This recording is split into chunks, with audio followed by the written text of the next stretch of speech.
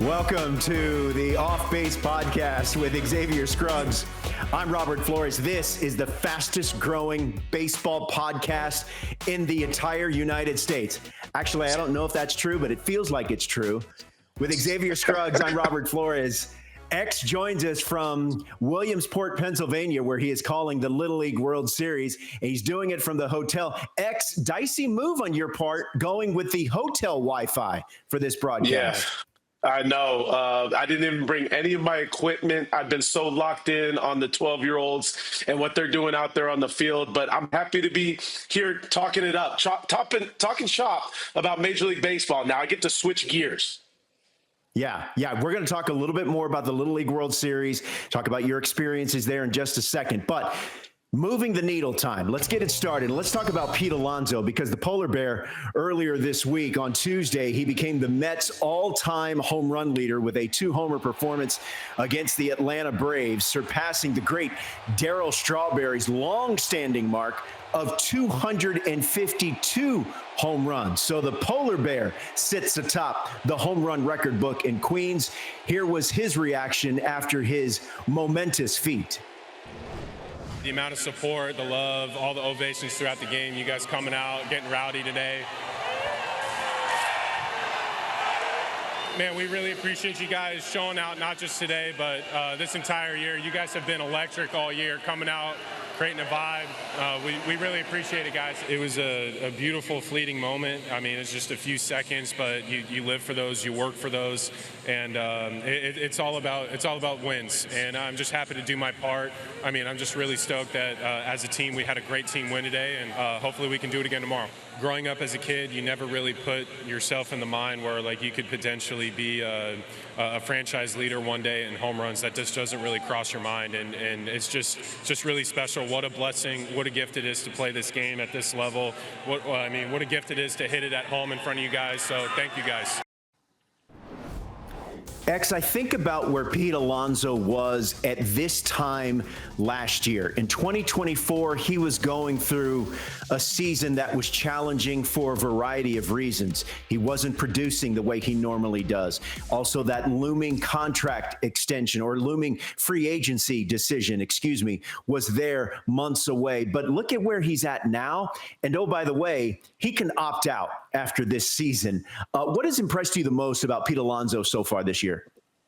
I think that's what it is almost the appreciation of what he went through this past offseason to get himself to a point in which he's been one of the most productive players in Major League Baseball. It's about responding to adversity for me. That shows that this feat is not easy to get to, but also just from a Major League player standpoint, you can have so many ups and downs that can deter your journey and your road.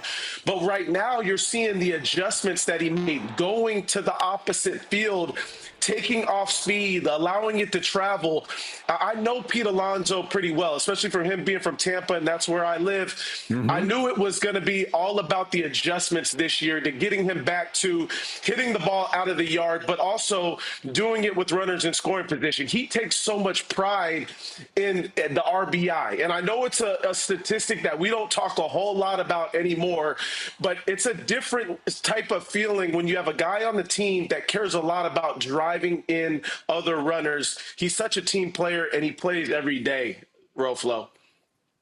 Yeah, I think you hit the nail on the head on one of your points about the RBIs, and you would know better than me, but it seems to me that while some may try to poo-poo that statistic, some guys have a knack for it and some don't. And Pete Alonso, more often, he has displayed that he has a knack for it. But let me ask you this. Pete Alonso and the career that he has put together wearing a Mets uniform, where does he rank as far as some of the all-time greats among Met position players? What do you think? Oh, man. I don't want to disrespect any of the former Mets players because obviously we're talking about some amazing players, right? You think about Hernandez, you think about David Wright, think about Strawberry, Piazza, Beltran, so many of those guys. But I think you have to have Pete Alonso at least looking at what he can continue to do if he is re-signed, if he opts out. that he can finish being at the top of that list. And I think a lot of that power production is what allows him to possibly get there. But I also think about the intangibles too, right? If he's able to lead this team deep into a postseason, win a World Series at some point, we may be talking about Pete Alonso being one of the best Mets position players we've ever seen don the jersey. And another thing too, I think the reason why we can say that is also because I think he might possibly be getting better as a player. You think about this year is from a production standpoint right up there with the first year that he entered the league, in which he hit 53 home runs. The production is very similar when you think about OPS plus. So in my perspective, I think Pete Alonso could be getting better at this point in his career. Well, this is his age 30 season, and I think you and I have a unique perspective when it comes to this discussion for two reasons. One, you're from the West Coast, you live on the East Coast. I grew up in the Gulf Coast, but we've seen enough baseball, especially living in the area, working in the area, where I think Pete Alonso deserves to be in that conversation of the first group of players, position players you think of as all-time Met greats. As a kid of the 70s and 80s, I thought Keith Hernandez was amazing. I think he should be in the Hall of Fame. Gary Carter, Darryl Strawberry, David Wright, of course, who had his number recently retired. I don't think it's a stretch to say that if, to your point, if Pete Alonso continues to put these numbers up in a Met uniform, then he's going to be in that exclusive ring, in that company.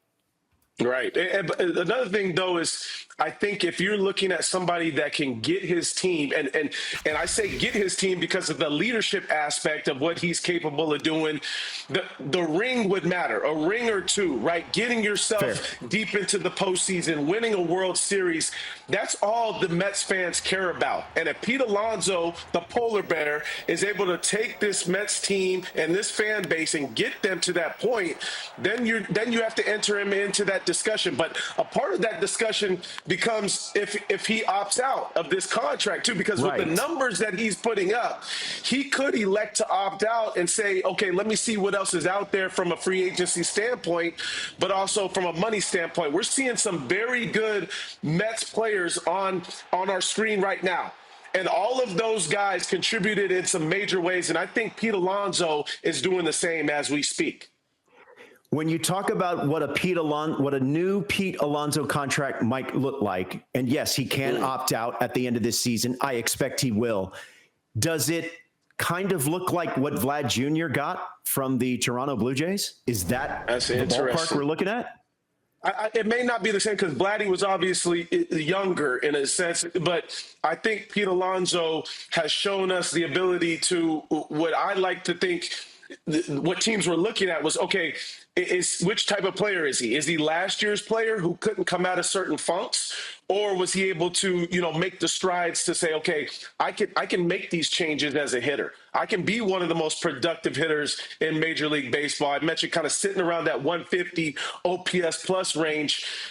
That's where you start thinking about $30 million a year for 6-7 years. And I think he could get something like that. I don't know if it's going to come from other teams besides the Mets. And I know he wants to be a Met for a long period of time, but I'm hoping that he gets his right due and his right value. Well, he's circling back to the all-time Met great as far as position players. David Wright had a WAR of over 49. And just for reference, Pete Alonso right now, his WAR is at around 23. 22.8. So it just shows you the greatness of some of those Met players, including the captain, David Wright. So we'll have to see what Pete Alonso and his free agency looks like. In the meantime, let's take a quick timeout, because when we come back, we're going to take a closer look at some monster division matchups that are on the calendar for the upcoming week. Postseason chances are at stake. Division titles are at stake. We'll talk about it when we come back.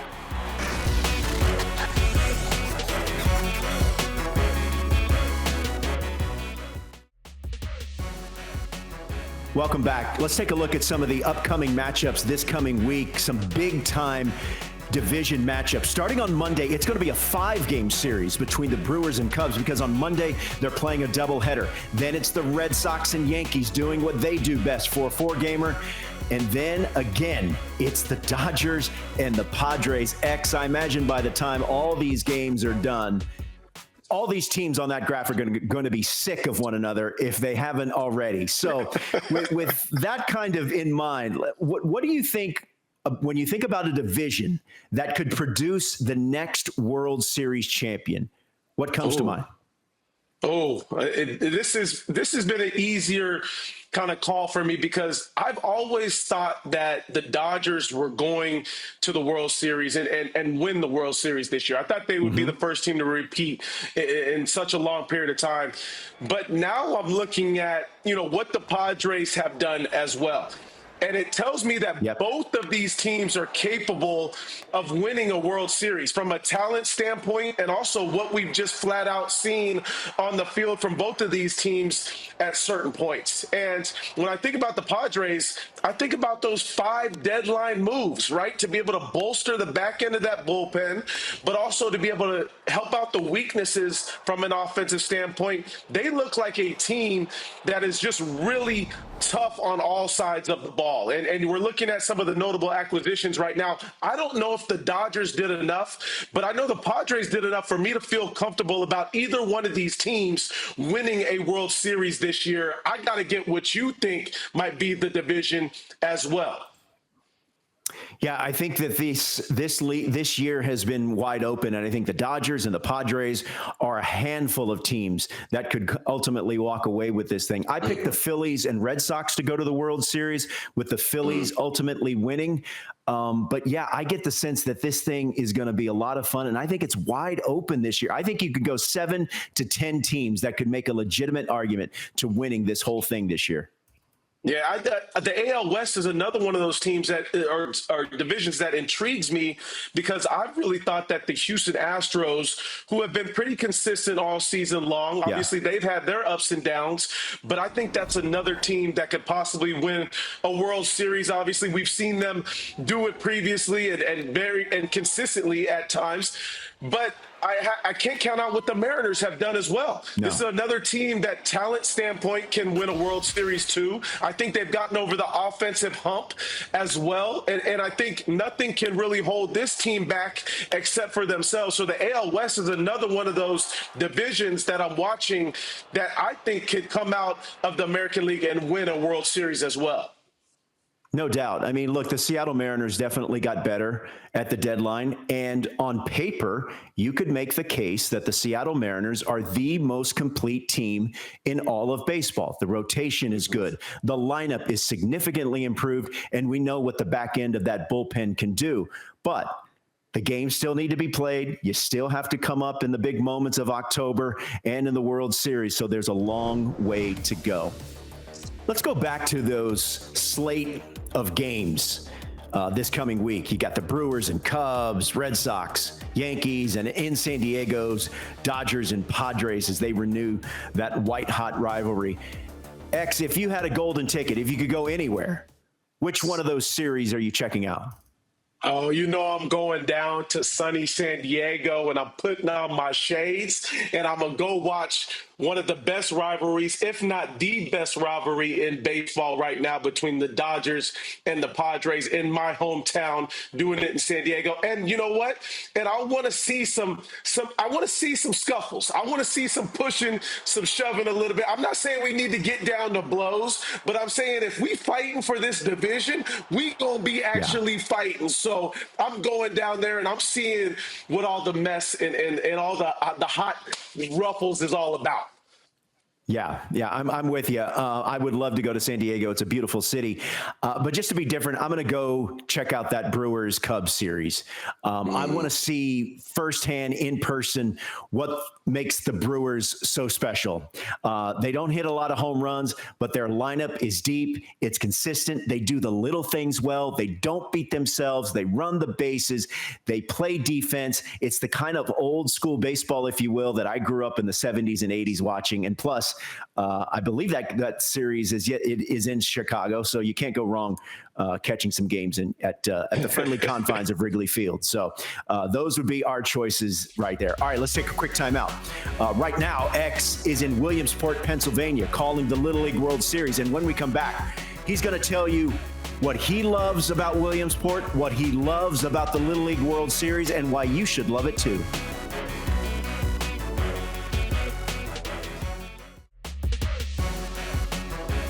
Welcome back. This was last year at the Little League World Series in Williamsport, Pennsylvania. That is Xavier Scruggs on some cardboard surfing X. And I got to tell you, this is well done by you, because one wrong move and something's torn or tweaked. I mean, this is excellent athleticism by you. I mean, I was a professional athlete, Ro Flo, so I'm hoping I can still do some things. And the kids were challenging me, so I had to show them a little something. That's right. They're going to learn today. They're going to learn. These kids are going to learn. You know, there is so much about youth sports, and we hear it, right? That sometimes isn't the most flattering or doesn't put youth sports and the people involved in it in the best light. But the thing I love about the Little League World Series is you'd be hard-pressed to find anyone involved that doesn't seem like they're having a great time. Whether they're winning or losing, it seems like an amazing experience. What's it been like? It's been awesome. And I wanted to give people kind of the best 5 things that I love about the Little League World Series. And number one is the plays that these 12-year-olds make. Like, the talent and athleticism is by far way past what I experienced when I was 12 years old. It just tells you that the talent is continuing to get better. And then I think about the cultural exchange of things, right? Different countries, different languages, but the game of baseball is still the same. And that's the one language barrier that, you know, can break everything. It's just being out there on the field, and you see these kids all interacting with each other. Doesn't matter where you're from, what background you have. It's all togetherness. And the third thing I think about is the food and snacks. You know me, Ro Flo. I'm all about the food and what shows up there in Williamsport. When you talk about the hot dogs, the cheeseburgers, the candy, the popcorn, the snow cones, all that stuff is just accessible and ready for your hands to go grab. That's one thing I love. And then, you know, when I think about the Little League Classic, right? The big league players, and this year obviously having the Mariners and the Mets coming to Williamsport, the little leaguers get to interact with them, and it's almost like the big leaguers become the little leaguers at that point. They become so excited to just almost act like they're 12 years old again, and to experience that as a 12-year-old has to be something special, right? Meeting your favorite player. A lot of these kids are saying that, you know, Juan Soto is their favorite player, Julio Rodriguez, Cal Raleigh, all these guys, Francisco Lindor, and they get to meet them, right? And just get to be a part of interacting with them. And the last thing is just the stories that we hear from the families, right, that give up so much, that sacrifice so much just to either be there or have an opportunity to get there. You know, you have Australia traveling 30 hours just to get to Williamsport, and so many of the fans are there. And I think about Venezuela, whose families did not get to come this year, and some of the stories that come behind that, and the support of other people that show up for those types of teams. So it's the stories that really make this thing special, and I'm really glad that I get to be a part of it. You know, X, you know better than anyone that major league players, there is a routine that they follow, that they're sometimes very meticulous with in getting ready for a big league game. So I appreciate when these big league teams come to Williamsport for the Little League Classic, their willingness and ability to step out of that routine a little bit and be a little bit more giving with their time. And as you said, be around the little leaguers, because that is a once in a lifetime experience for those kids. And it can revitalize a team too. I've heard guys talk about how it can really get them going throughout the rest of the season, right? Just a change of pace from a playing standpoint. And like you said, things can become monotonous at times as a player. But anytime you get to do something special like this, right? A one-off type of event. We just had it recently with the Speedway Classic, right? Guys get to do something a little bit different out of their norm. It can revitalize Isaac team. And we know a team like the Mets could use some revitalization as well. So it could possibly help a team like that. But I'm excited for those guys to get to be able to experience it, because some guys have never been to Williamsport too, the major league players. So they'll get to see something special there, a magical place. Hey, all you have to do is look at last year, the Detroit Tigers. It was around this time they took off, and they took part in the Little League Classic. Yeah, absolutely. That's a perfect example. And the kids got to see Tarek Skubal actually throw on the mound. Like, that's the cool thing, is you got to see one of the game's best be his best in a little league type venue. So we're going to get to see that here with the Mets and the Mariners as well. And it's superstar players. It's not just, some teams that don't have the big name guys. These are the sexy names coming to town when you talk about Francisco Lindor, Juan Soto, Pete Alonso, who we talked about a little bit earlier, Julio Rodriguez, Cal Raleigh, Randy Arozarena. We know he's going to put on a show. All these great players. I'm excited for it. Well, my Little League experience wasn't as good as a lot of these kids. There's a lot of awkward drive homes, ride homes with the folks. You're driving, dad's driving. He's like, "That's what we came here for." All right. I think we all know that feeling. That's going to do it for this edition of Off Base. For Xavier Scruggs, I'm Robert Flores. Thanks for watching. Thanks for listening. We'll see you next time.